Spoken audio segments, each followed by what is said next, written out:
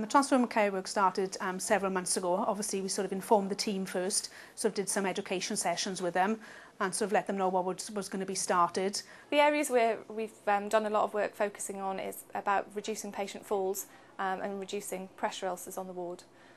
We've also looked at the handover process module and improved the amount of time we're spending in the daily multidisciplinary handover. We sort of started decluttering the ward, labelling things up and making things sort of neater to sort of save more time and sort of walking around really, and that was about the start, and then we moved on to sort of choosing our process modules. We decided to make Dynamat stations because we were finding that they were just being abandoned, they weren't plugged in.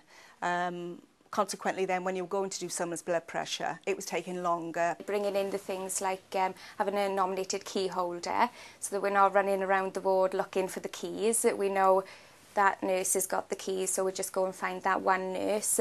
That makes our job a lot easier. We're focusing on a lot of things, not just the Dynamat stations, putting everything in order. So if you go into our treatment room, you'll be able to put your hands on anything. It's all labelled, it's all in nice drawers, all the cupboards have got photos outside, so you know exactly what's in each cupboard before you open it. It's definitely helped us having this room cleared and decluttered. You can just come in here and you think, I need to grab one of these. You don't need to move things out of the way, and everything is to hand. And we reorganised and decluttered our drug cupboards and actually saved about £500 on unwanted stock.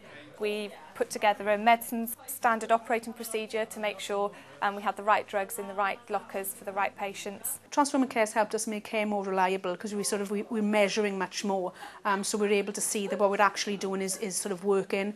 So this is our Knowing How We're Doing board, where we display all of our measures.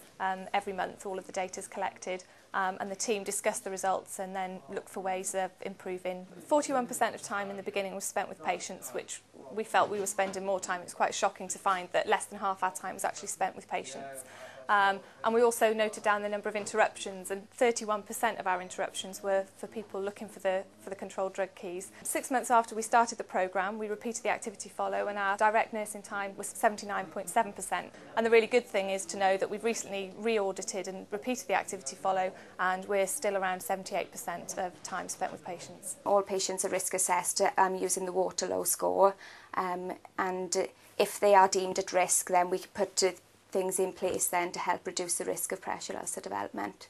We were able to go 256 days without a ward-acquired pressure ulcer, which the team were really pleased about. And we did this through using the skin bundle, which is a checklist really to make sure that every patient gets the right equipment and they're kept moving, their incontinence is managed, and they're well nourished. Displaying the results, because we've got good results, it gives people a boost then, the staff a boost, so we are doing good for the patients. The biggest surprise to me has been time saved, because you do get that extra time to spend with people.